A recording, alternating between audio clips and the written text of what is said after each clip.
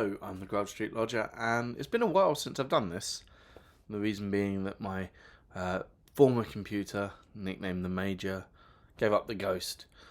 He still let me type things, but wouldn't let me video process anymore, so I wasn't able to do any of these videos, or indeed any other video, until I got a new computer, which is before me now.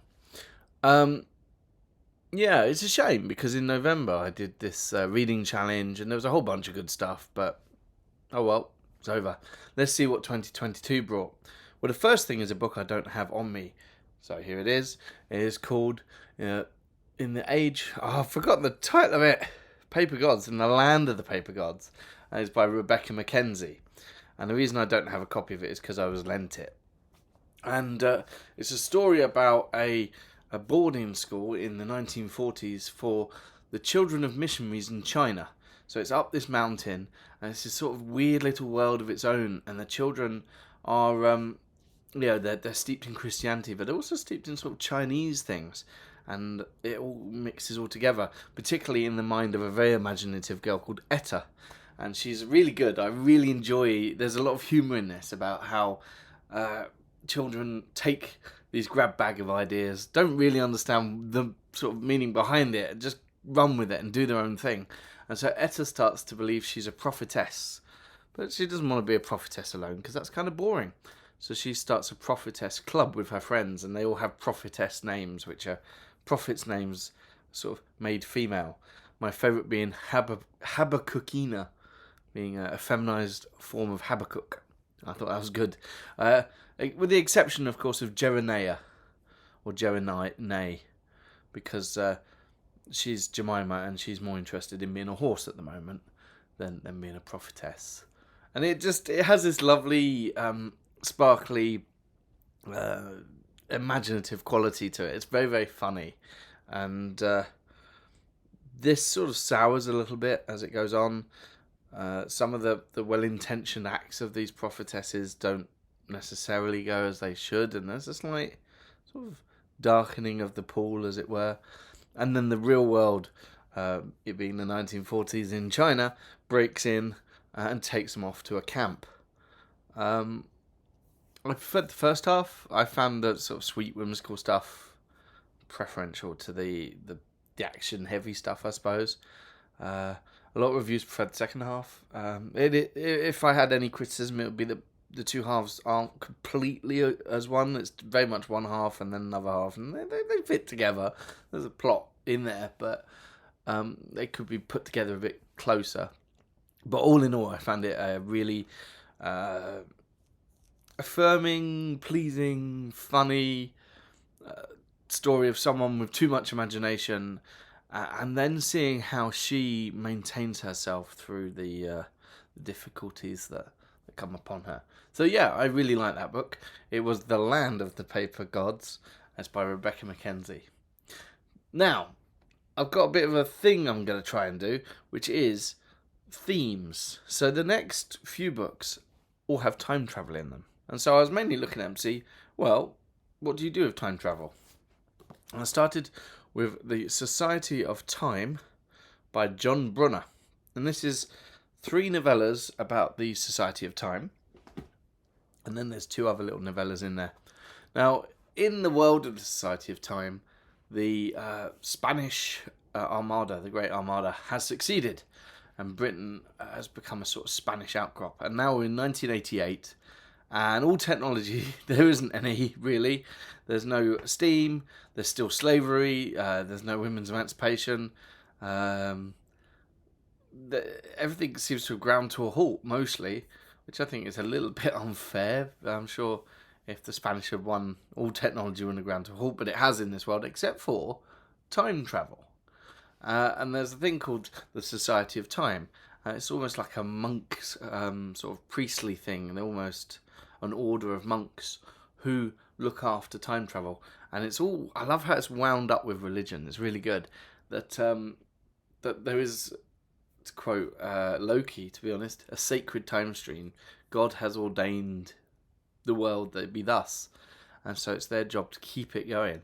And so in the first little story, there's an object that turns up that shouldn't be there. And in a second, There's some people that turn up that shouldn't be there, and then in the third, all chaos, all hell breaks loose. And what I really liked about it, this is the only real time travel book that dealt with issues of time travel for a start in all the books I read. Some of them touch on it, but this is the only one really, really about that.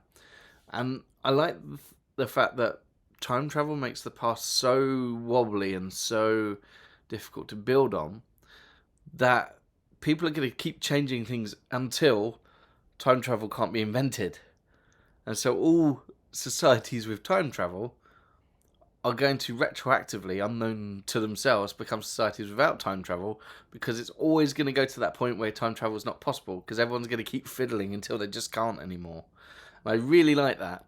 I was saying about the new sort of reality. It's not that it's an alternate reality, it's the real reality, but all the time travelling mucked up and produced the world we live in now. I thought that was pretty interesting. The other two novellas at the end, there's one where some people go into this blank space on a map. Arthurian legends exist there for some reason. You find out in this kind of thing.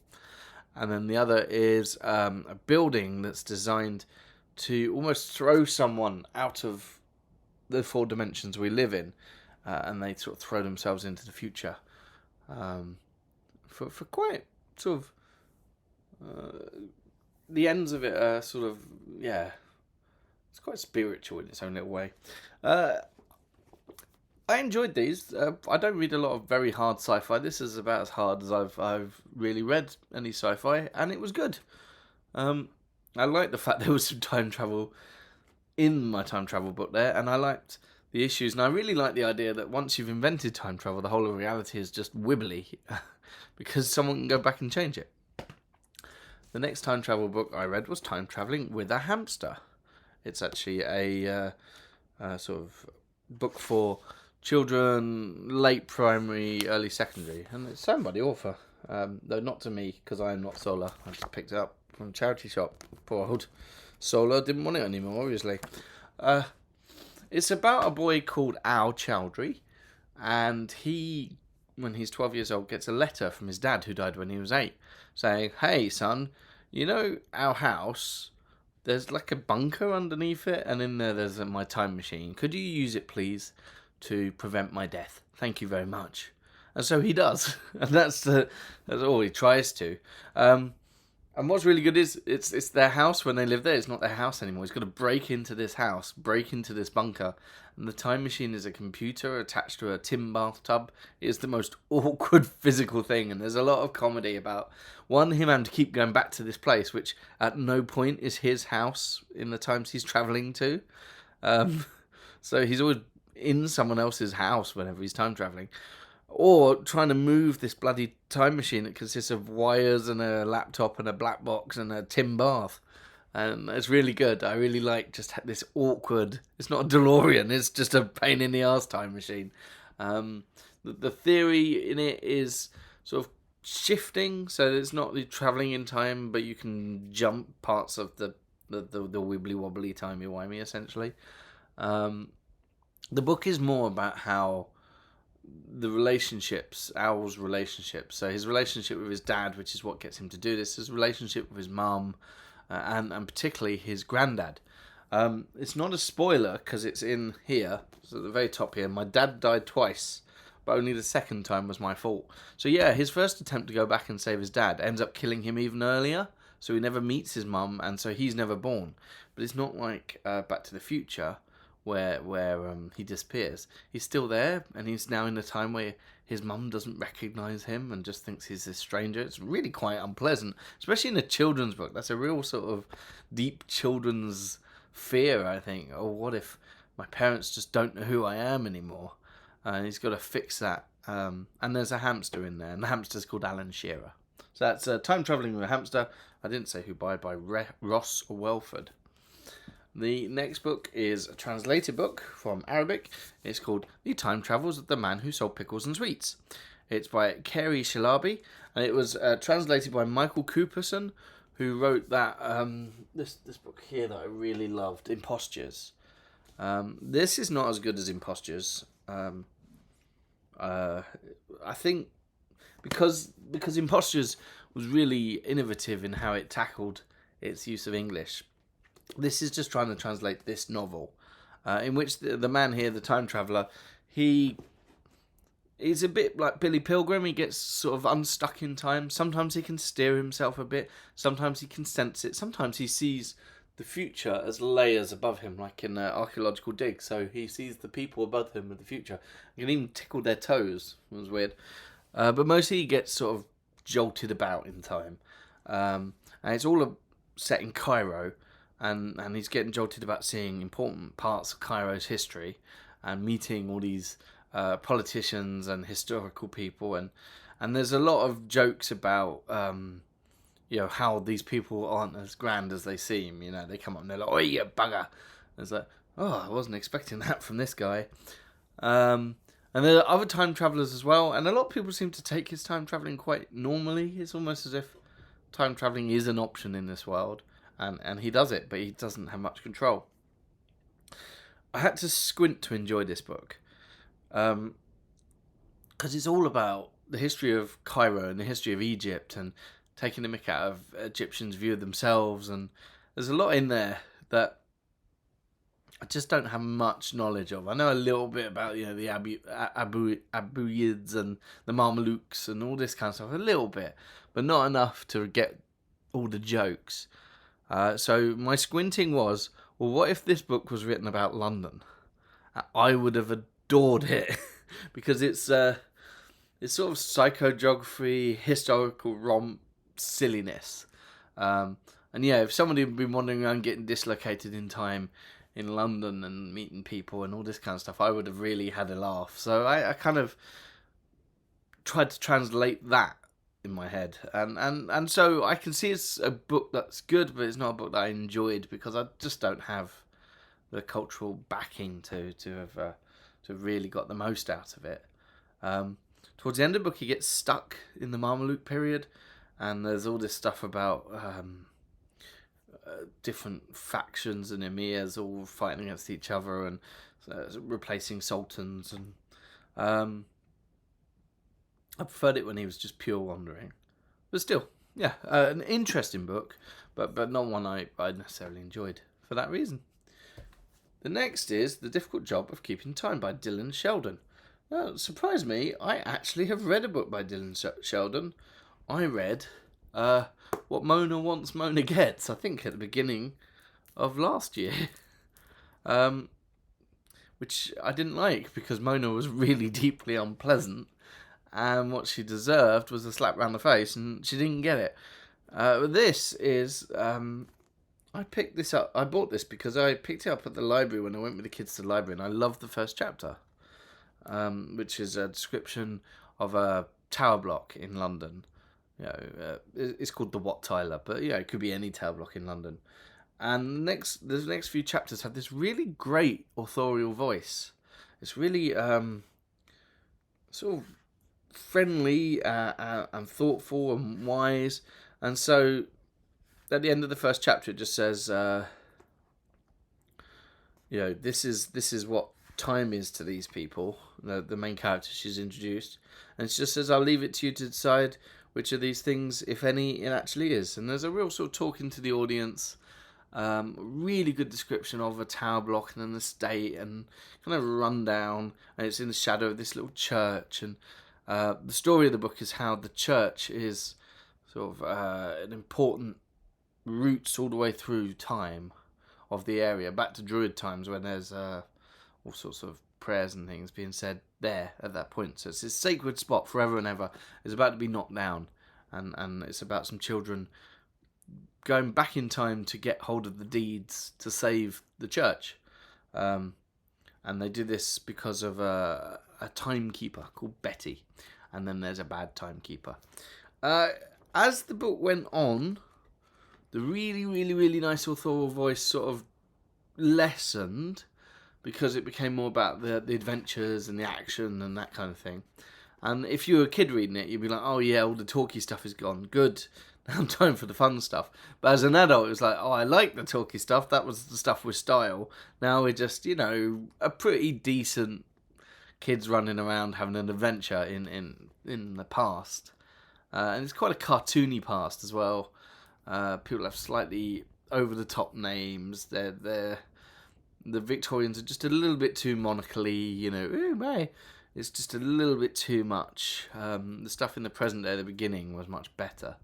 It's still pretty decent. Again, another book for late primary school age to early secondary school age. I don't know why so many time travel books seem to have fit in there. Well, the ones I've picked up anyway. So next I read George Mackay Brown, shortlisted for the Booker Prize, Beside the Ocean of Time. And the back of this book says it's about Thorfinn, who is a crofter's son. He lives on a little island in the Orkneys that doesn't really exist, but does in this world. And he daydreams, and his daydreams send him back in time. That's not what happens. It's a complete metaphor. He just daydreams. He just daydreams past times. So there's an adventure with Vikings.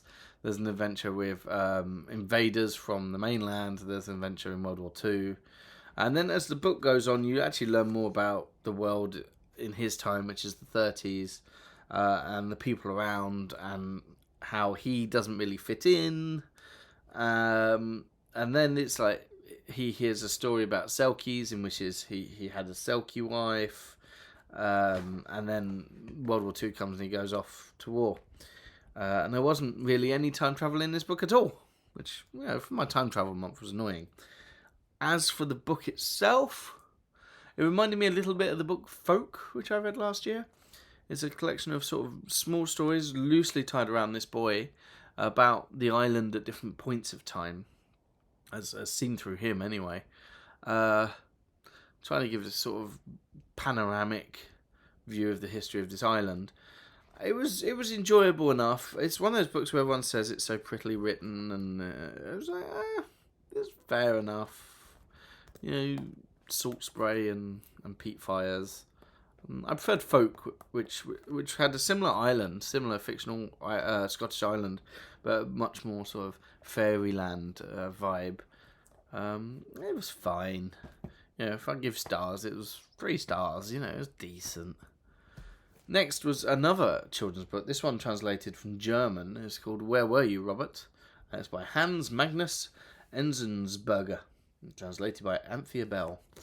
So, Robert has this thing. When he looks into a picture and he rubs his eyes, he falls into it. And he goes back in time to where the picture is. It starts off with him watching a documentary about Siberia. And he goes into Siberia. And then he's got to try and settle in Siberia, and he's got to try and get a life. But as he's getting a life, he sees another video, a film. He goes to the cinema and he rubs his eyes, and he goes straight into where they're making the film, which is in Australia. And then when he's there, he sees a picture of something, and he rubs his eyes, and he goes there. So yeah, it's using time travel to. At first, I thought it was about adapting, because Robert has to adapt to wherever he goes. When he's in Siberia, he speaks German and a little English, so he's got to pick up as much Russian as he can, and hasn't got the papers. He's got to find somewhere to live and survive, and then boom, that life is gone, and he's got to start all over again, and then boom, it's gone again, and he's got to start all over again, and he's going further back in time because the pictures to look at always come before the time he's living in, so he's getting further and further away from his life and his family. And when I say he just rubbed his eyes, it's not necessarily that. There's a slight sort of intensity to it. So he never quite knows when he's going to vroomf and be somewhere else again. And he's got to just keep adapting. And I thought that's what it was about at first. But then as it goes on, what really becomes key is notion of identity, and indeed philosophical notions of identity. The easy way of this ship of Theseus, or was it Trigger's broom? He's replaced the handle 3 times, and he's replaced the bristles 4 times. Is it the same broom? And is it the same us? Like, he's got the same body, but he's not in a strict timeline the way we are. We can say we're the same person because we've had this whole timeline. Well, he has his own personal timeline that's jumped around, but he's had to be all these different people in all these different times. He's had to learn all these different languages. What is really him? And can he get back to what he knows? And it's really, really gripping. Again, it's another book that's for late primary school, early secondary school children, but it's a really good book, and I recommend that one actually. It's one of the best books of the month, I think. I've enjoyed a lot of these, but that was really quite special. Yeah. So next I went to the OG daddy of time travel stories. I went for the Time Machine. And like all time travel stories, it would appear, it's not really about time travel. It's the only one where someone goes in the future. And he goes in the future to see sort of a analogy of the class system. So you got the Morlocks who live underground, and they were the workers, and you got the Eovaai who live above ground, and they were the ruling class. But things have changed now, and now really the Morlocks are the farmers, and the Eovaai are the cows, and so the Morlocks look after them so they can eat them. So yeah, eat the rich. And that's yeah, it's all about that. Yeah, that fable, really. The whole time travel thing is to get us to that fable. One thing I found really interesting was the only named character is an Eovaai. Everybody else has description, including the time traveller, who's called the time traveller. And yeah, this as an early time travel book, the theory of this one is, well, 3 dimensions, there are actually 4. Time is one, and you can travel in it. So, nice and simple. It was good. I mean, I read it in a day. It was just a really easy, enjoyable read.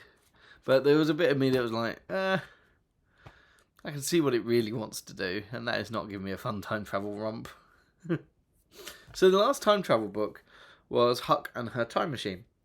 About this family here. They live in Oxford in 1977. This is probably the most 70s book ever. Their mum has gone to America. They've woken up and found a note saying, "Gone to America, be back in a week. Money's in the pot." And so the family, including the grown-up children, but they're not really grown up, have to make do. And they're this family of eccentrics who are related to this long line of family of eccentrics called the Huxtables. And so this girl here, she's Huck. And she doesn't really find the time machine, and she's not the main character in the book. But there you go. Her twin brother finds the time machine, and it's actually the time machine from the time machine. It's described exactly the same. And he brings it home, does it up, but she's the one who uses it. But we never go into her point of view. We're always in her brother Barty's point of view. So it's a time travel thing in which there are travels in time, and we don't see a single one of them. We see the results of them. We hear a little bit about what happened in them, but we don't go on any of them, which is really weird. Also, her reason to travel in time is she doesn't like the other siblings, and so she's taking them back in time in order to school them. Like, here, you stay for a month in 1838. I expect you to be a better person when you come out. And instead, what's happening is they're being possessed by the spirits of their ancestors, and they're acting. It's very strange. It all kind of falls apart, unfortunately. It starts off brilliantly. Like, it's a really good dysfunctional family.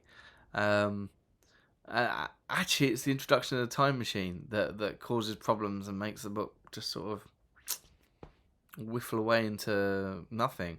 And then there's this like, was it all a story? Was it all a dream ending? It's not great. Nah, it wasn't quite what I was hoping. Sorry, Gillian, Avery. I really did like the big elephant chase though, but that one didn't do it for me. So the last novel and novella really I read was an 18th century one. So I'm scattering in just random ones and 18th century ones in with my themes to spice it up. This is Eliza Haywood, who I love. Eliza Haywood. There she is. She's on this part here. Phantomina, Love in Excess, Anti-Pamela. Well, this is called The Adventures of Eovaai. Eovaai. Yeah, Eovaai. It's a mixture of fantasy, political satire, and the amatory novel. It's really quite nutty, and it's presented like a history, but a history before Eden. So before Eden, there were all these places, and they had their own language, and the closest language to their language is Chinese. So Chinese scholars have had their stories for ages, and somebody has translated from the Chinese scholars and commented on it, and that's what you've got. So a real history that's been commented on many times and then translated. Of course, it's not, but it's so she can have fun in footnotes about, warring commentators and things. I think she probably got it off the Dunciad, which came out before this, and when she featured her as one of its targets. The story is about Eovaai, who is a princess who becomes a queen. She loses the magical jewel that's protecting her country and herself, and is then easily got by the evil Ochiahatu, who is Robert Walpole. It's an anti-Robert Walpole thing, but he's a magician. And then there's other stories in there. Some of these names though. Here's one. Ixmilia loves Yamatalalabek.